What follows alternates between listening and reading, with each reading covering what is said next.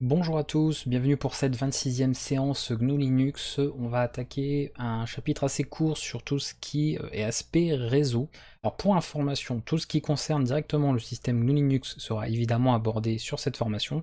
En revanche, tous les outils qui sont généraux, c'est-à-dire des outils que vous pouvez utiliser à la fois sur Linux, sur Windows, macOS, etc., sont abordés ou seront abordés, tout dépend du moment où vous voyez cette vidéo, sur la playlist Aide. Voilà, d'accord. Vous avez une playlist Aide sur la chaîne qui regroupe tout simplement des vidéos d'aspect général qui sont qui peuvent être associées et qui peuvent concerner plusieurs formations à la fois sur la chaîne, qui ont du coup sa place sur cette section-là.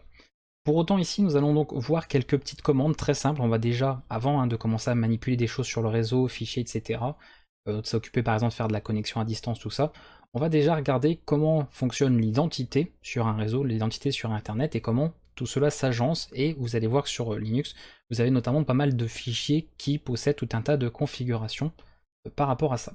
On va directement passer ici, on va ouvrir un petit terminal. Donc ce sera pas une vidéo très longue, il n'y a pas grand chose à savoir, pas grand chose à voir en tout cas pour commencer, mais c'est des petites choses à connaître quand même. Alors j'en avais pas parlé dans la séance précédente, mais je vais en profiter rapidement ici, ça fera la petite transition, parce que c'est une petite commande que j'avais oubliée et que j'aurais pu aborder dans la vidéo précédente. Concernant les utilisateurs. Les utilisateurs, vous avez vu que quand on ajoutait un utilisateur, on pouvait rentrer tout un tas d'informations. Et quand vous êtes par exemple administrateur sur un réseau, d'accord, qui concerne plusieurs machines, donc peut-être même plusieurs utilisateurs au sein d'une même machine, vous pouvez accéder à ces différentes informations avec la commande finger. Alors c'est une commande qui généralement n'est pas installée sur toutes les distributions Linux, donc vous pourrez de toute façon toujours l'installer comme paquet si vous voulez, mais sachez qu'il existe cette commande qui est quand même pas mal pratique si vous voulez.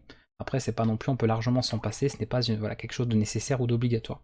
Donc j'en parle rapidement, histoire de pouvoir dire que je l'ai abordé avec vous, mais c'est très simple à utiliser, vous pouvez retrouver tout un tas d'informations pour son usage. Alors maintenant on arrive vraiment sur l'aspect réseau. Il y a des petites choses à connaître en priorité qui sont importante. Au niveau déjà d'une. Alors, commande très simple, parce que pareil, ça je peux pas faire et je vais pas faire une vidéo sur cette commande-là, donc je vais en parler maintenant. Une commande qui va vous permettre tout simplement de récupérer des fichiers. Alors pourquoi? Parce que ça rejoint, ça fait suite en fait à un usage tout simplement standard de votre système d'exploitation, c'est-à-dire créer des documents, manipuler des documents, naviguer sur internet, etc. Évidemment, et ça maintenant vous commencez à le comprendre, tout ce que vous pouvez faire via une interface graphique peut évidemment être fait en ligne de commande. Il existe beaucoup de commandes directement via une console qui permettent de réaliser des manipulations que l'on ferait en mode graphique. Quand vous téléchargez par exemple un fichier sur internet, vous avez un gestionnaire téléchargement qui va lancer ce dernier, vous allez pouvoir comme ça récupérer votre fichier. Par exemple, je vais récupérer un chemin vers un ISO, on va aller sur le site d'Ubuntu, on va pouvoir récupérer comme ça, télécharger Ubuntu. Ici, la 1804, donc c'est celle-là. Et on a normalement un chemin ici. Alors, il va vouloir télécharger automatiquement le fichier. Je vais l'annuler. Je ne veux pas. Voilà. Donc vous avez un chemin vers un fichier. Ça peut être un ISO, ça peut être un PDF, ça peut être n'importe quoi, hein, un document, peu importe. Simplement un fichier. Il faut soit un lien qui mène vers un fichier. Je pense que ça parle à tout le monde. Donc voilà, si je fais un copier-coller de ce que je viens de récupérer, j'ai tout ça. Je vais enlever ça, j'en ai pas besoin. Voilà, vous voyez là, ça mène jusqu'à un fichier .iso. Donc c'est tout simplement une image, d'accord, de la distribution Ubuntu 18.04. Et bien ce fichier-là, je peux sans problème le récupérer en ligne de commande, grâce à la commande wget. Vous mettez la commande wget, suivi d'un lien qui ramène jusqu'à un fichier, et vous avez le téléchargement directement qui se lance. Petite interface très minimaliste dans la console pour voir le niveau en fait de téléchargement du fichier, le temps restant, votre débit, etc., etc. Donc on trouve comme ça quelques petites informations. C'est le genre de commande qui est à connaître, puisque quand vous allez apprendre à programmer quelques scripts, si un jour vous voulez faire un petit script qui télécharge un fichier pour par exemple, je sais pas moi, récupérer un script d'installation pour mettre un environnement Python ou n'importe quoi, l'installation d'un programme quelconque, de mise à jour ou autre, c'est toujours bien de savoir qu'il existe cette commande qui pourra notamment être utilisée dans vos scripts, comme vous apprendrez à le faire dans le dernier chapitre de ce cours. Alors je vais annuler ce que j'ai pas besoin de télécharger, ce fichier-là. Et voilà, commande très simple à utiliser qui est à connaître, c'est vraiment partie des commandes essentielles et usuelles à connaître sur un environnement comme ça qu'est Linux. Maintenant, au niveau de notre réseau, nous avons différentes informations que vous devez connaître. Vous savez en tant qu'utilisateur que vous avez votre nom d'utilisateur, votre identifiant. Et vous remarquez, d'ailleurs vous l'avez peut-être remarqué même à plusieurs reprises, dans votre terminal, vous avez ce nom d'utilisateur, un arrobase suivi d'un autre nom.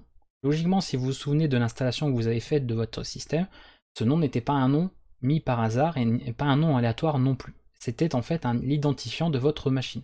Le nom d'utilisateur, on peut dire, de votre machine. Eh bien, c'est ce nom d'utilisateur qui va servir d'identifiant, d'accord, d'identité sur un réseau, d'accord. C'est par cela qu'on reconnaîtra en fait votre machine. En réalité, derrière cet identifiant se cache l'adresse IP de votre ordinateur, d'accord. Vous avez une adresse IP qui est tout simplement un code de différents chiffres qui permet de dire telle adresse IP est associée à telle machine.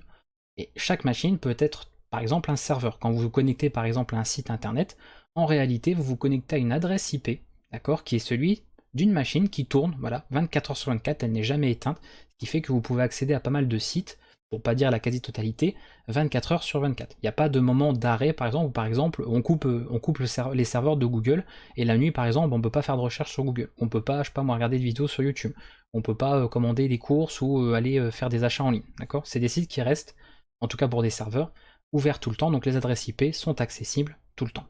Sauf en cas de panne, mais ça c'est une autre histoire. Ces informations-là, en tout cas concernant votre machine, c'est ce qu'on appelle un hostname, donc c'est un nom d'hôte, d'accord, c'est le nom de votre machine. Il est stocké quelque part au niveau de votre système.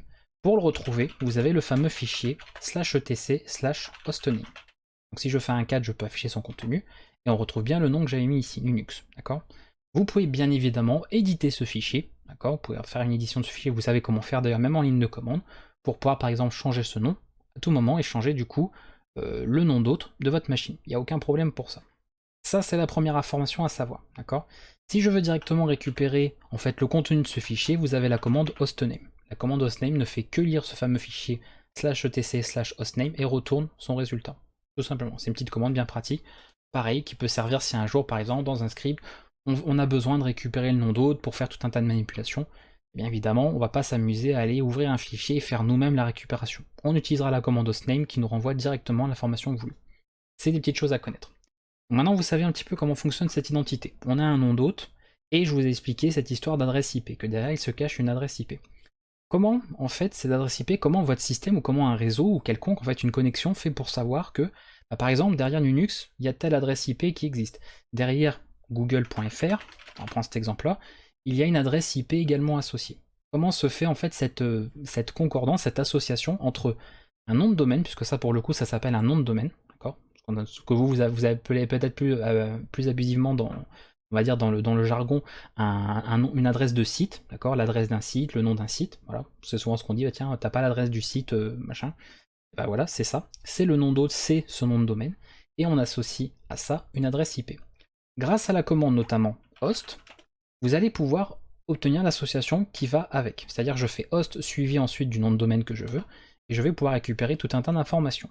Donc l'adresse IPv4, l'adresse IPv6, je vais pas je vais pas vous expliquer la distinction entre les deux. De toute façon, c'est des choses aussi qu'on a abordées ou qu'on abordera sur la chaîne, voilà, bien en détail sur tout ce qui est administration réseau, adresse IP, adressage, etc. Routage et compagnie. En tout cas, voilà comment ça fonctionne. Un nom d'hôte, ici on retrouve l'adresse IP v4 correspondant à Google. Donc en toute logique, si je prends par exemple cette adresse IP, que je vais sur mon navigateur et que je la rentre ici dans ma barre d'adresse, je devrais normalement retomber sur le site en question. Donc là le résolveur va dire bah voilà, il y a une adresse IP, je cherche à quoi correspond cette adresse IP, et je tombe sur Google. D'accord? Donc il a pu comme ça résoudre, d'une manière ou d'une autre, d'associer en fait l'adresse IP qu'on avait entrée à un nom de domaine bien précis. Ok? Donc c'est pour ça qu'on utilise généralement ces noms de domaine, c'est beaucoup plus simple à retenir et surtout moins source d'erreur. Si vous deviez retenir toutes les adresses IP de tous les sites web que vous consultez, il y a de fortes chances que vous en oublieriez certains, et voilà, c'est rapide de faire une erreur, de faire un oubli, de se tromper dans un chiffre, bref, pas forcément pratique. Donc ça, nous avons des résolveurs, d'accord, des résolveurs DNS, qui puissent dire en fait que telle adresse est associée à, enfin tel nom de domaine est associé à telle adresse IP. Vous avez notamment votre résolveur DNS de votre fournisseur d'accès Internet, Free, Orange, Bouygues, peu importe, qui contient en fait un gros annuaire qui dit voilà, google.fr, son adresse IP. En ce moment, en tout cas, pour l'IPv4, c'est ça. Si demain Google change d'adresse, par exemple IP, change de serveur, admettons, genre ils ont un serveur qui tombe en panne, ils changent de serveur, du coup, ils changent d'adresse IP, eh bien, le résolveur, donc l'annuaire en fait des adresses DNS sera mis à jour. Ça peut d'ailleurs prendre un petit temps, vous avez peut-être déjà entendu parler de cache DNS, ou voilà, le fait que ça prenne du temps comme ça à en fait s'étendre sur tous les domaines, surtout sur toutes les régions du globe, parce qu'il faut que ce soit accessible partout dans le monde.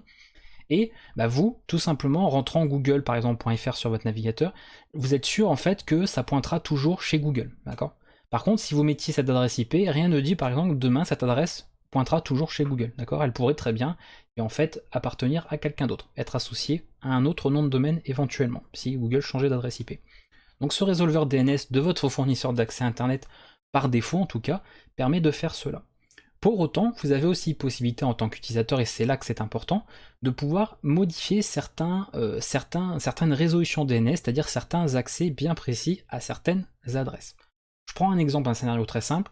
Vous êtes donc parent, vous avez des enfants qui se connectent sur votre ordinateur, vous n'avez pas envie qu'ils accèdent à des sites pour adultes ou des sites voilà, qui pourraient être un petit peu compliqués, en tout cas s'ils tombaient dessus.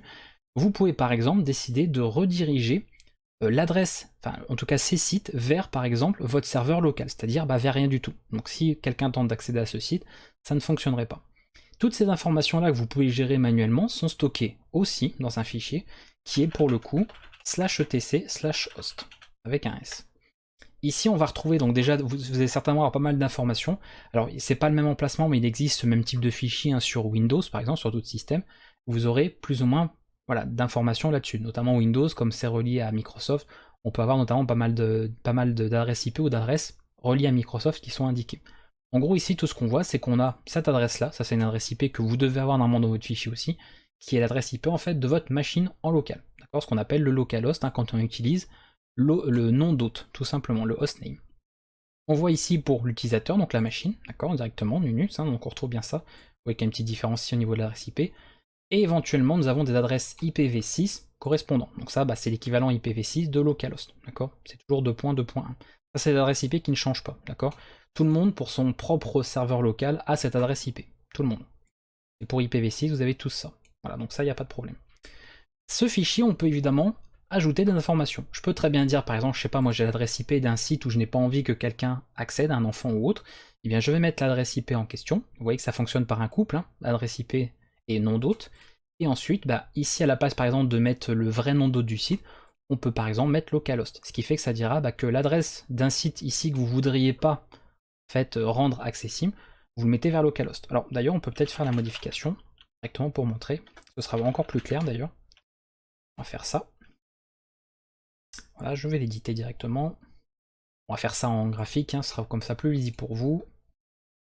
Je peux pas agrandir, si voilà, je voulais agrandir à la police pour que ça soit plus lisible.